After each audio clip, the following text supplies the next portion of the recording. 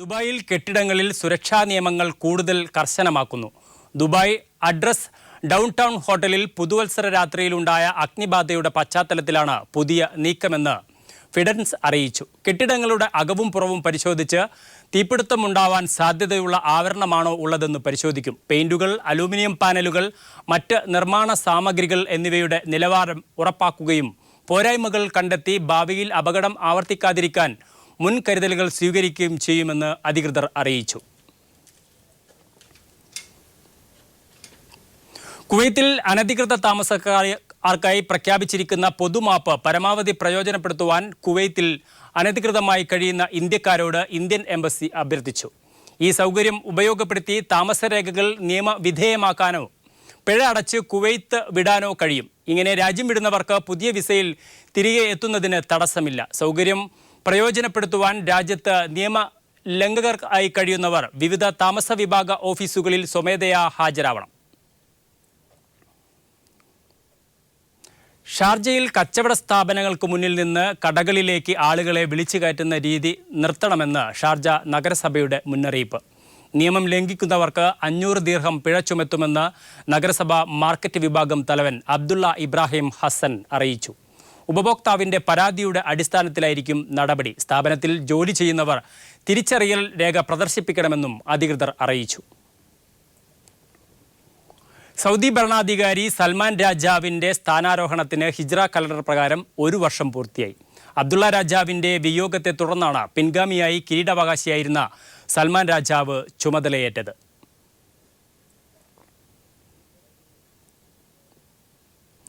Global media 3ാമത് golden achievement അവാർഡുകൾ പ്രഖ്യാപിച്ചു. സാമൂഹ്യ പ്രതിബദ്ധതയ്ക്കുള്ള പുരസ്കാരം ഡോക്ടർ PA ഇബ്രാഹിം ഹാജിക്ക് ലഭിച്ചു. ഈ മാസം 16-ന് ദുബായിൽ വെച്ച് പുരസ്കാരങ്ങൾ വിതരണം ചെയ്യുമെന്ന് സംഘാടകർ ദുബായിൽ വാർത്താ സമ്മേളനത്തിൽ അറിയിച്ചു. മന്ത്രി PK കുഞ്ഞാലിക്കുട്ടി, നടൻ മധു, MA baby MLA, Malayalam communication limited managing director John Brittas, Achu Oommen തുടങ്ങിയവർ പുരസ്കാരദാന ചടങ്ങിൽ പങ്കെടുക്കും. കേരള ചേംബർ ഓഫ് കൊമേഴ്സുമായി സഹകരിച്ചാണ് ഗ്ലോബൽ മീഡിയ പരിപാടി സംഘടിപ്പിക്കുന്നത്. PA ലിയാഖത്ത്, അഡ്വക്കേറ്റ് ഷിബു പ്രഭാകരൻ, പ്രിയദത്ത തുടങ്ങിയവർ വാർത്താ സമ്മേളനത്തിൽ പങ്കെടുത്തു. ഖത്തറിലെ പരിസ്ഥിതി സൗഹൃദ കൂട്ടായ്മയായ ദോഹയുടെ പ്രഥമ പരിസ്ഥിതി അവാർഡ് എറണാകുളം സ്വദേശി സുനിൽ ബേബിക്ക്. ഖത്തർ ഗൾഫ് ടൈംസ് പത്രത്തിൽ ഗ്രാഫിക്സ് ഡിസൈനറാണ്. AICC പ്രസിഡന്റ് ഗിരീഷ് അവാർഡ് സമ്മാനിച്ചു. പ്രമുഖ വ്യവസായി NK Mustafa, friends culture centre director Habib Rahman, Mashood Thuruthiyad തുടങ്ങിയവർ സംബന്ധിച്ചു.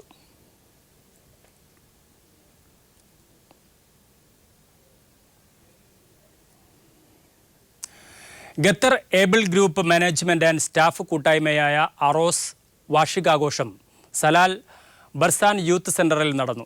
ശ്രീലങ്കൻ അംബാസഡർ M കരുണദാസ പരിപാടി ഉദ്ഘാടനം ചെയ്തു. മികച്ച തൊഴിലാളികൾക്ക് MD സിദ്ദിഖ് പുരയിൽ സമ്മാനങ്ങൾ വിതരണം ചെയ്തു.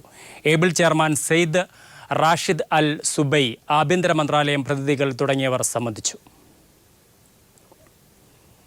എണ്ണ വിലയിടിവിനെ തുടർന്നുള്ള പ്രതിസന്ധി ഗൾഫ് രാജ്യങ്ങൾക്ക് മറികടക്കാൻ കഴിയുമെന്ന് MA യൂസഫ് അലി പ്രത്യാശ പ്രകടിപ്പിച്ചു. ലുലു ഹൈപ്പർ മാർക്കറ്റ് ദമാമിൽ ഉദ്ഘാടനം ചെയ്ത ശേഷം മാധ്യമപ്രവർത്തകരുമായി സംസാരിക്കുകയായിരുന്നു MA യൂസഫ് അലി. ഓയിൽ വിലയിടിവിനെ തുടർന്നുള്ള പ്രതിസന്ധി താൽക്കാലികം. ഗൾഫ് രാജ്യങ്ങൾക്ക് പ്രതിസന്ധി ഉടൻ മറികടക്കാൻ കഴിയുമെന്ന് MA യൂസഫ് അലി പ്രത്യാശ പ്രകടിപ്പിച്ചു. ലുലു ഹൈപ്പർ മാർക്കറ്റിന്റെ 121ാമത് ഗ്ലോബൽ സ്റ്റോറും സൗദിയിലെ 6ാമത്തെ ഔട്ട്ലെറ്റും ദമാമിൽ ഉദ്ഘാടനം നിർവഹിച്ച ശേഷം മാധ്യമപ്രവർത്തകരുമായി സംസാരിക്കുകയായിരുന്നു MA Yusuf Ali. 2500 square feet വിസ്തൃതിയിലുള്ള 600-ലധികം വാഹനങ്ങൾ പാർക്ക് ചെയ്യാവുന്ന ദമാം ലുലു ഹൈപ്പർ മാർക്കറ്റിന്റെ ഉദ്ഘാടനം prince Saud bin Abdullah bin Abdul Aziz നിർവഹിച്ചു. 2016-ൽ സൗദിയിൽ 4 ഹൈപ്പർ മാർക്കറ്റും ജിദ്ദ, അൽഹസ, ഹയാൽ എന്നിവിടങ്ങളിലായി ആരംഭിക്കുമെന്ന് Lulu group chairman MA Yusuf Ali വ്യക്തമാക്കി. 2017-ൽ മക്കയിലും മദീനയിലുമടക്കം സൗദിയിൽ 6 ഹൈപ്പർ മാർക്കറ്റ് ആരംഭിക്കുമെന്നും സൗദിയിൽ ഇതുവരെയായി 800 ബില്യൺ മുതൽ മുടക്കിയതായും 700 ബില്യൺ മുതൽ മുടക്കാൻ ഉദ്ദേശിക്കുന്നതായും അദ്ദേഹം അറിയിച്ചു. ദമാം കോർണിഷിൽ പ്രിൻസ് മുഹമ്മദ് ബിൻ ഫഹദ് റോഡിൽ പ്രവർത്തനമാരംഭിച്ച ലുലു ഹൈപ്പർ മാർക്കറ്റിൽ ഗാർമെന്റ്സ് ആൻഡ് റെഡിമെയ്ഡ് ഇനത്തിൽ ബൈ ടു ഗെറ്റ് 1 ഓഫറുണ്ട്. Dammam municipality president engineer Abdullah bin Ahmed, Lulu group executive director Ashraf Ali MA, ഡയറക്ടർമാരായ Althaf Muhammad, Sali MA, Iram group CMD Siddique Ahmed, MA Abdul Basheer, Muhammad Shameem, Muhammad Mustafa എന്നിവരും ചടങ്ങിൽ സംബന്ധിച്ചു. MM Naeem, news bureau, Dammam. Saudi ചലച്ചിത്രമേളയുടെ രജിസ്ട്രേഷൻ പുരോഗമിക്കുമ്പോൾ നിർമ്മാതാക്കളിൽ നിന്ന് മികച്ച പ്രതികരണം. ഇതുവരെ 30 ഹ്രസ്വചിത്രങ്ങളും 28 തിരക്കഥകളും രജിസ്റ്റർ ചെയ്തതായി സംഘാടകർ അറിയിച്ചു. ജനുവരി 27-ന് സാംസ്കാരിക വകുപ്പിന് കീഴിൽ ദമാം കൾച്ചറൽ ആൻഡ് ആർട്സ് അസോസിയേഷനാണ് ഹ്രസ്വ ചലച്ചിത്രമേള സംഘടിപ്പിക്കുന്നത്. ഹ്രസ്വ ചിത്രങ്ങൾക്ക് പുറമെ ഡോക്യുമെന്ററി, കുട്ടികളുടെ ചലച്ചിത്രം, സൗദി നഗരങ്ങളെക്കുറിച്ച് തയ്യാറാക്കിയ ഡോക്യുമെന്ററികൾ എന്നീ വിഭാഗങ്ങളിലും മത്സരമുണ്ടാവും.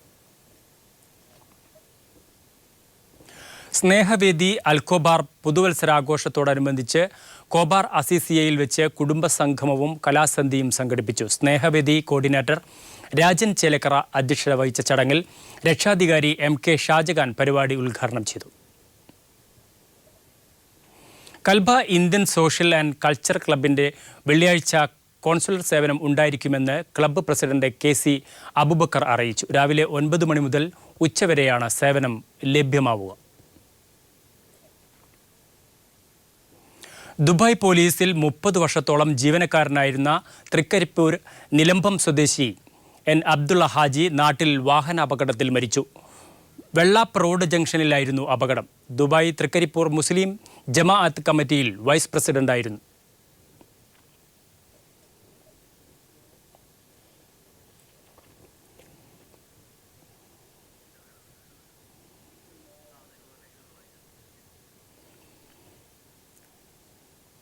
എണ്ണ മാത്രം ആശ്രയിച്ച് കഴിയുന്ന സാമ്പത്തിക അടിത്തറയിൽ നിന്നും മാറി ഉൽപ്പാദന മേഖലകളിലേക്ക് കൂടുതൽ ശ്രദ്ധ കേന്ദ്രീകരിക്കാൻ ഒരുങ്ങുകയാണ് ഖത്തർ. ഇതിന്റെ ഭാഗമായി ഇലക്ട്രോണിക്സ് സാങ്കേതിക വിപ്ലവത്തിന്റെ പുത്തൻ സാധ്യതകളിലേക്ക് ഖത്തറികളിലെ ആകർഷിക്കാൻ വ്യാപകമായ ബോധവൽക്കരണ പ്രവർത്തനങ്ങളാണ് ഗവൺമെന്റ് നടത്തിക്കൊണ്ടിരിക്കുന്നത്. ഇതിനായി വിദ്യാർത്ഥികളെയും യുവജനങ്ങളെയും പങ്കെടുപ്പിച്ച് ക്ലാസുകൾ നൽകുകയും പുതിയ സംരംഭങ്ങൾ തുടങ്ങാനുള്ള പ്രേരണ നൽകുകയുമാണ് ചെയ്യുന്നത്. വിഖ്യാത ഗസൽ ഗായകൻ ഗുലാം അലിക്ക് തിരുവനന്തപുരത്ത് ഉജ്ജ്വല സ്വീകരണം. CPIM പോളിറ്റ് ബ്യൂറോ അംഗം MA ബേബി, മന്ത്രി AP അനിൽകുമാർ തുടങ്ങിയവർ ചേർന്ന് ഗുലാം അലിയെ വിമാനത്താവളത്തിൽ സ്വീകരിച്ചു. കൊൽക്കത്തയിലെ സംഗീത പരിപാടിക്ക് ശേഷമാണ് ഗസൽ മാന്ത്രികൻ ഗുലാം അലി കേരളത്തിലെത്തിയത്. വിശ്വവിഖ്യാത സംഗീതജ്ഞനെ വരവേൽക്കാൻ നിരവധി സംഗീതാസ്വാദകർ തിരുവനന്തപുരം അന്താരാഷ്ട്ര വിമാനത്താവളത്തിലെത്തിയിരുന്നു. CPIM പോളിറ്റ് ബ്യൂറോ അംഗം MA ബേബി, സ്വരലയ ഭാരവാഹികൾ എന്നിവർ ചേർന്ന് ഗസൽ വിസ്മയത്തെ സ്വീകരിച്ചു. 14-ന് വൈകുന്നേരം ഗുലാം അലിക്ക് പൗരസ്വീകരണം നൽകും. മുഖ്യമന്ത്രിയും രാഷ്ട്രീയ, സാമൂഹിക, സാംസ്കാരിക രംഗത്തെ പ്രമുഖരും ചേർന്നായിരിക്കും ഗുലാം അലിക്ക് സംസ്ഥാനത്തിന്റെ വരവേൽപ്പ് കൊടുക്കുക. ഗുലാം അലിക്കൊപ്പം എത്തിയ മകൻ അമീർ അലിയെയും സംഗീത പരിപാടിയിലെ മറ്റ് കലാകാരന്മാരെയും സ്വരലയ ഭാരവാഹികൾ ഊഷ്മളമായി വരവേറ്റു. 14-ന് വൈകിട്ട് മസ്കറ്റ് ഹോട്ടൽ സിംഫണി ഹാളിൽ നടക്കുന്ന സമ്മേളനത്തിൽ ഗുലാം അലിക്ക് പ്രഥമ സ്വരലയ ഗ്ലോബൽ ലെജൻഡറി പുരസ്കാരം സമ്മാനിക്കും. മുഖ്യമന്ത്രി ഉമ്മൻചാണ്ടിയും CPIM സംസ്ഥാന സെക്രട്ടറി കോടിയേരി ബാലകൃഷ്ണനും ചേർന്നാണ് പുരസ്കാരം നൽകുക. 15-ന് നിശാഗന്ധിയിലാണ് തലസ്ഥാനത്തെ സംഗീതാസ്വാദകർ കാത്തിരിക്കുന്ന ഗസൽ സന്ധ്യ. ഇതിനു മുന്നോടിയായി ഗുലാം അലിയെ വരവേൽക്കാൻ സംഗീത സംവിധായകൻ M. ജയചന്ദ്രൻ ഒരുക്കുന്ന സലാം ഗുലാം അലി എന്ന സംഗീത ഫ്യൂഷൻ അരങ്ങേറും. കനത്ത സുരക്ഷാ ക്രമീകരണമാണ് ഗസൽ സന്ധ്യ നടക്കുന്ന വേദിയിലും പരിസര പ്രദേശത്തും പോലീസ് ഒരുക്കുന്നത്. കേരളത്തിലെ സംഗീതാസ്വാദകരും മതനിരപേക്ഷ വിശ്വാസികളും വലിയ ആവേശത്തോടെയാണ് ഗുലാം അലിയുടെ സംഗീത വിരുന്നിനായി കാത്തിരിക്കുന്നത്. Sunil Arumanoor, news bureau, Thiruvananthapuram. KM Mani കോഴ വാങ്ങിയെന്ന് ജോസഫ് M. പുതുശ്ശേരി. ബാർ ഉടമകളുമായുള്ള സംഭാഷണത്തിലാണ് പുതുശ്ശേരിയുടെ വെളിപ്പെടുത്തൽ.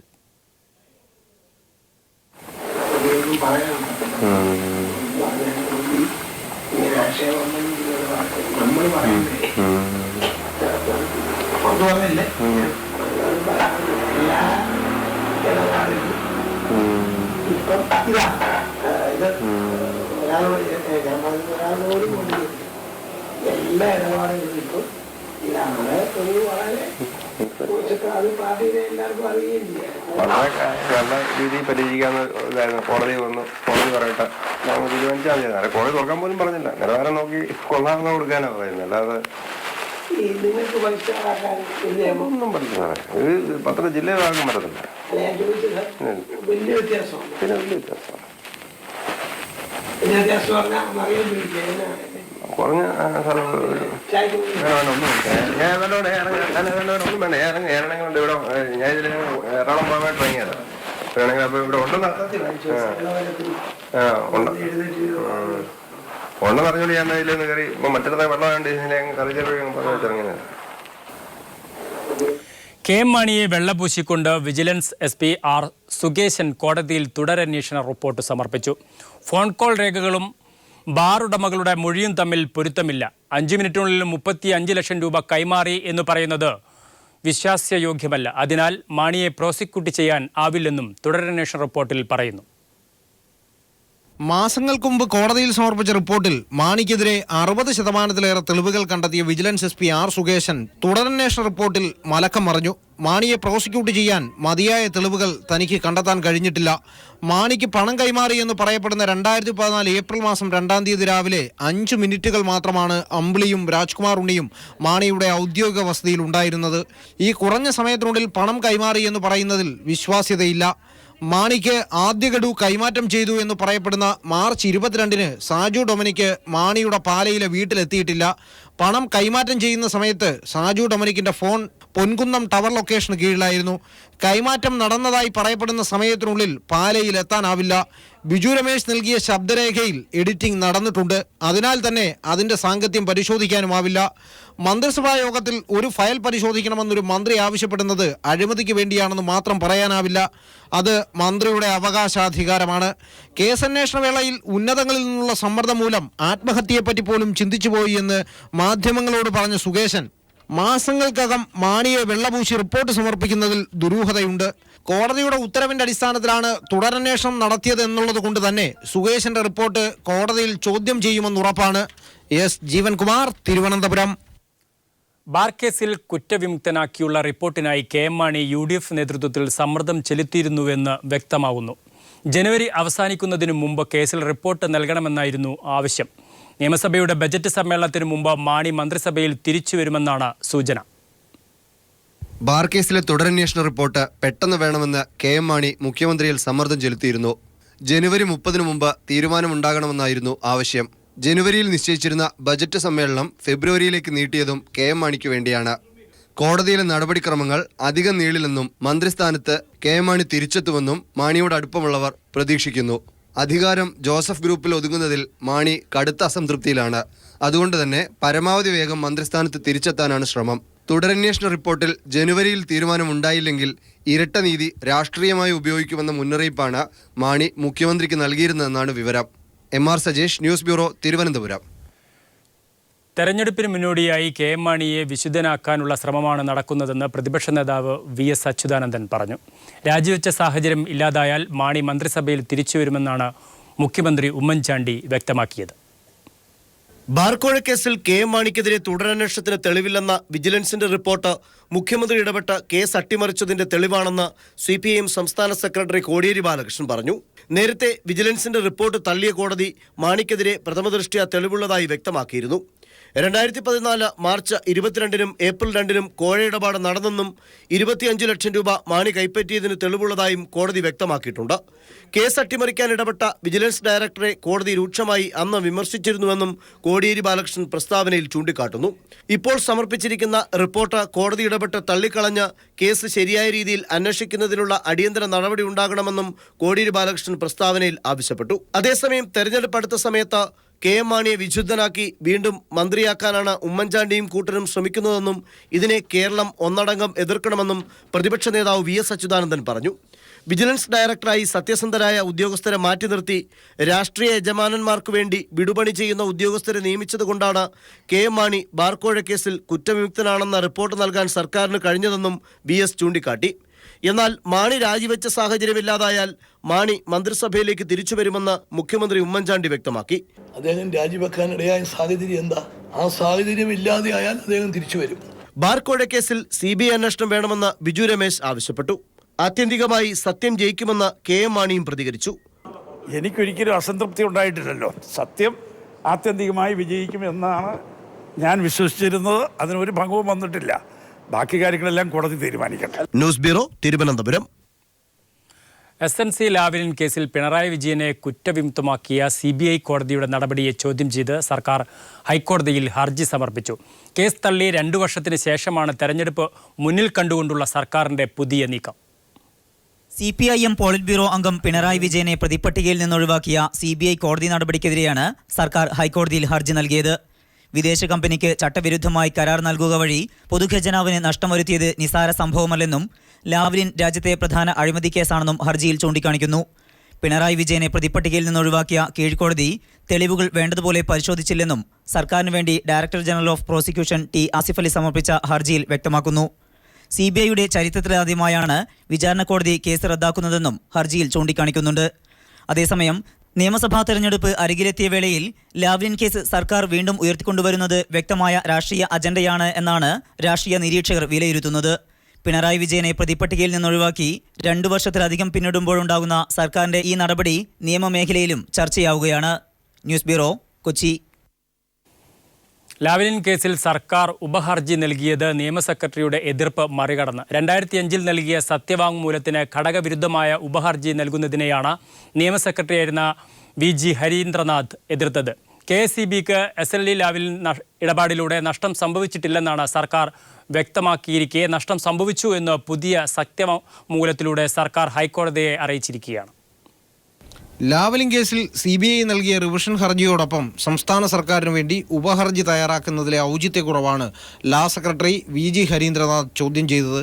സംസ്ഥാന സർക്കാർ കക്ഷിയല്ലാത്ത കേസിൽ ഉപഹർജി നൽകിയാൽ അത് നിലനിൽക്കില്ല. സംസ്ഥാനത്തിന് സാമ്പത്തിക നഷ്ടമുണ്ടായി എന്ന ഹർജിയിലെ വരിയെയും VG ഹരീന്ദ്രനാഥ് എതിർത്തു. 2005 കൊടുത്ത ആദ്യ സത്യവാങ്മൂലത്തിൽ SNC ലാവ്ലിൻ കരാർ കൊണ്ട് നഷ്ടമുണ്ടായിട്ടില്ല എന്ന് KSEB ചൂണ്ടിക്കാട്ടിയിട്ടുണ്ട്. ഇത് നിലനിൽക്കെ അധിക സത്യവാങ്മൂലം നൽകിയാൽ സംസ്ഥാന സർക്കാരിന്റെ വിശ്വാസ്യത ചോദ്യം ചെയ്യപ്പെടും. ഉപഹർജി നൽകാനുള്ള അനുമതിക്കായി DGP T. ആസിഫ് അലി ആഭ്യന്തര വകുപ്പിന്റെ അനുമതി തേടിയപ്പോഴായിരുന്നു ഫയൽ നിയമവകുപ്പിന് കൈമാറാനും നിയമ സെക്രട്ടറിയുടെ ഉപദേശം തേടാനും തീരുമാനിച്ചത്. നിയമ സെക്രട്ടറിയുടെ ഉപദേശം മറികടന്നാണ് ഉപഹർജിയിലൂടെ സർക്കാർ കേസിൽ ഇടപെട്ടിരിക്കുന്നത്. ഇനി ഇത് ശ്രദ്ധിക്കുക. UDF സർക്കാരിന് കീഴിലെ KSEB ചെയർമാൻ TM മനോഹരൻ കോടതിയിൽ നൽകിയ സത്യവാങ്മൂലമാണിത്. കനേഡിയൻ കമ്പനിയായ SNC ലാവ്ലിനുമായുള്ള ഇടപാടിലൂടെ സംസ്ഥാനത്തിന് നഷ്ടം വന്നു എന്ന് പറയുന്നത് കളവാണ്. ഉമ്മൻചാണ്ടി സർക്കാരിന് കീഴിലെ വകുപ്പ് കൊടുത്ത് ഈ സത്യവാങ്മൂലത്തിൽ പണം നഷ്ടമായില്ലെന്ന് പറയുകയും 10 വർഷത്തിനു ശേഷം പണം നഷ്ടപ്പെട്ടു എന്ന് മറ്റൊരധിക സത്യവാങ്മൂലം നൽകുകയും ചെയ്താൽ അത് തിരിച്ചടിക്കുമെന്നിരിക്കെ സർക്കാരിന്റെ ഉപഹർജി രാഷ്ട്രീയ പ്രേരിതമാണെന്ന പ്രതിപക്ഷവാദത്തിന് ബലം നൽകും. S. ജീവൻകുമാർ, തിരുവനന്തപുരം. തിരുവനന്തപുരത്ത് പോലീസിനെ വെട്ടിച്ച് കടന്ന പ്രതി നിഖിൽ പിടിയിൽ. കൊച്ചി ഇടപ്പള്ളിയിൽ നിന്നാണ് ഇയാളെ പിടികൂടിയത്.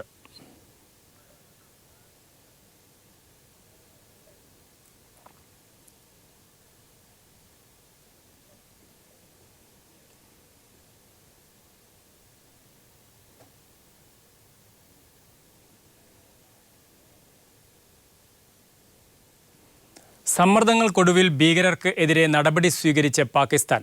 ജെയ്ഷെ മുഹമ്മദ് തലവൻ മൗലാന മസൂദ് അസ്ദിനെ പാകിസ്ഥാൻ കസ്റ്റഡിയിൽ എടുത്തതായി പാക് മാധ്യമങ്ങൾ. ഇന്ത്യ നൽകിയ തെളിവുകളിൽ നിന്ന് 3 ജെയ്ഷെ മുഹമ്മദ് ഭീകരരുടെ അറസ്റ്റ് രേഖപ്പെടുത്തിയതായി പാകിസ്ഥാൻ അറിയിച്ചു. 4 ജെയ്ഷെ മുഹമ്മദ് ഓഫീസുകൾ അടച്ചുപൂട്ടി. കൂടാതെ തുടർ അന്വേഷണത്തിനായി പാക് സംഘത്തെ ഇന്ത്യയിലേക്ക് അയക്കാനും പാകിസ്ഥാൻ സന്നദ്ധത അറിയിച്ചു. ചരിത്രത്തിലാദ്യമായാണ് ജെയ്ഷെ മുഹമ്മദ് ഭീകരർക്കെതിരെ പാകിസ്ഥാൻ നടപടി കൈക്കൊള്ളുന്നത്. ഇന്ത്യ വിട്ടയച്ച കൊടും കുറ്റവാളിയും ജെയ്ഷെ മുഹമ്മദ് തലവനുമായ മൗലാന മസൂദ് അസറിനെ പാകിസ്ഥാൻ കസ്റ്റഡിയിലെടുത്തതായി പാക് മാധ്യമങ്ങൾ റിപ്പോർട്ട് ചെയ്തു. മൗലാനയുടെ സഹോദരനും കാണ്ഡഹാർ വിമാനറാഞ്ചലിലെ മുഖ്യ സൂത്രധാരനുമായ റൌഫ് അസറിനെയും പിടികൂടിയതായാണ് സൂചന. ജെയ്ഷെ മുഹമ്മദ് താവളങ്ങൾ റെയ്ഡ് നടത്തി 3 ഭീകരരുടെ അറസ്റ്റ് രേഖപ്പെടുത്തിയതായി പാകിസ്ഥാൻ അറിയിച്ചു. 12 ഭീകരരെ കസ്റ്റഡിയിലെടുത്തതായും 4 ജെയ്ഷെ മുഹമ്മദ് ഓഫീസുകൾ സീൽ ചെയ്തതായും റിപ്പോർട്ടുകളുണ്ട്. പാക് സൈനിക മേധാവി ജനറൽ റഹീൽ ഷെരീഫ്, പഞ്ചാബ് മുഖ്യമന്ത്രി ഷഹബാസ് ഷെരീഫ്, ISI ഡയറക്ടർ ആഭ്യന്തരമന്ത്രി ചൗധരി നിസാർ അലി തുടങ്ങിയവരുടെ യോഗത്തിന് ശേഷമാണ് പാക് പ്രധാനമന്ത്രിയുടെ ഓഫീസ് ഇക്കാര്യങ്ങൾ വ്യക്തമാക്കിയത്. പത്താൻകോട്ട് ഭീകരാക്രമണത്തെക്കുറിച്ച് കൂടുതൽ അന്വേഷണം നടത്താൻ പാക് സംഘത്തെ വ്യോമസേന താവളത്തിലേക്ക് അയക്കാൻ സന്നദ്ധമാണെന്നും പാക് പ്രധാനമന്ത്രിയുടെ ഓഫീസ് വ്യക്തമാക്കി.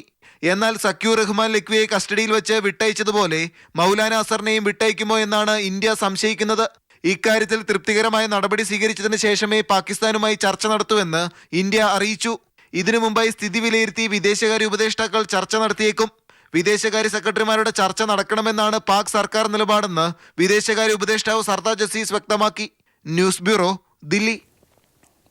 Irinjalakuda credit and leasing company ലിമിറ്റഡിന്റെ സിൽവർ ജൂബിലിയോടനുബന്ധിച്ച് പുതുവത്സരാഘോഷ പരിപാടികൾ സംഘടിപ്പിച്ചു. Government chief whip advocate Thomas Unniyadan ഉദ്ഘാടനം നിർവഹിച്ചു.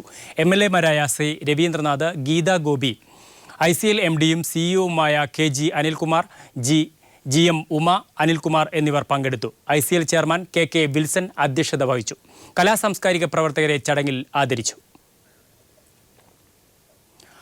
മകരസംക്രാന്തിയിൽ സന്നിധാനത്ത് അയ്യപ്പ വിഗ്രഹത്തിൽ ചാർത്താനുള്ള തിരുവാഭരണവും വഹിച്ചുള്ള ഘോഷയാത്ര പന്തളത്ത് നിന്ന് പുറപ്പെട്ടു. രാജകുടുംബത്തിൻ്റെ മരണത്തെ തുടർന്ന് അശുദ്ധിയായതിനാൽ രാജപ്രതിനിധികൾ ആരും ആഘോഷയാത്രയിൽ പങ്കെടുത്തില്ല.